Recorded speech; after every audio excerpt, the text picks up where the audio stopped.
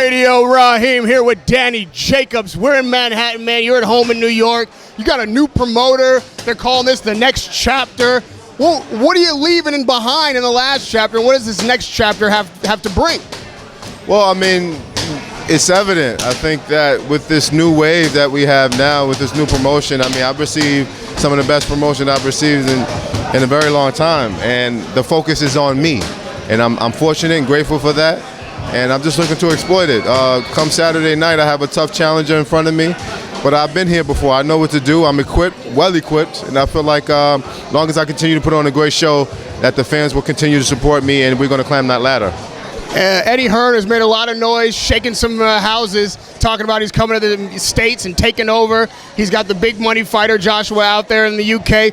What made you feel like this was the time for you to sign with the promoter and Eddie Hearn was that guy? Well, I just felt like it made sense what he brought to the table as far as wanting to make me the centerfold of it all and believing in me. And I just think that my manager, Keith Connolly, made sure that the deal was suitable for me, and it was. And we took advantage of it, and I'm looking forward to what all could come of it. I saw you after the Triple G fight. We were in the locker room together. You were dejected because you felt like you'd won the fight. You said so then. Talk to me about what it's like to have seen them go on, taking that victory on the cards, fighting Canelo, getting a draw, and then that kind of keeps you out of the triangulation of that 160 title. We got Lemieux and Saunders fighting. Why are you not in that mix? Like, has this been frustrating for you? You have a plan to break back through? I have a plan. I'm not going to cry over sour milk. I'm not one to really complain about things that are not in my control. I know that there's politics in boxing, and that's a big money fight. I mean, they're both great fighters, and both great champions. But at the end of the day, I mean, I'm with the right side now, and I feel like me being with HBO is just gonna secure my future and secure some title shots in the future. Have you had a conversation with Hearn about maybe getting the winner of Lemieux Saunders? Is that something that has been discussed, or is that something you're pushing? Well, I mean, like I said, I'm going to go to Montreal. I want to be able to see right there, live, front and person, you know, what the hype is all about. Like I said, if we can't get these guys because they're contractually tied right now, we're going to go after the next best thing. And I'm just fortunate that all these guys are with the same network as with me now. So, you know, it just makes sense for me to go and call out these guys and be there. Given the fact that I get the victory, which I'm sure I will, I just want to make my name and my presence felt. Do you feel disrespected in any way? And again, I don't consider it complaining, but just like setting the record straight on where you're at with this thing. Because when they talk about the contenders at 160 and who's going to get title shots, your name rarely comes up. These guys are not talking about you being in the mix. Nobody's really talking about how close the Triple G fight was, or that didn't earn you anything. Or, you know what I mean? No disrespect to Aurelius, but he's not a belt holder, and he's not really considered a top contender in this division yet. Well, I mean, he's ranked he's ranked in the top 10 as far as the IBF or whatever sanctioned belts that's out there. I'm pretty sure he's ranked. But like I said before, a lot of people don't know who this guy is. Doesn't make him good. You know, like I said, so I'll have to make sure I be on my P's and Q's. But my job is really not to focus on the politics. My job is to focus on my job inside the ring. And if I be successful, regardless to how things may be shaped outside the ring, I know slowly but surely it's going to be in my favor. I saw you do your workout, man.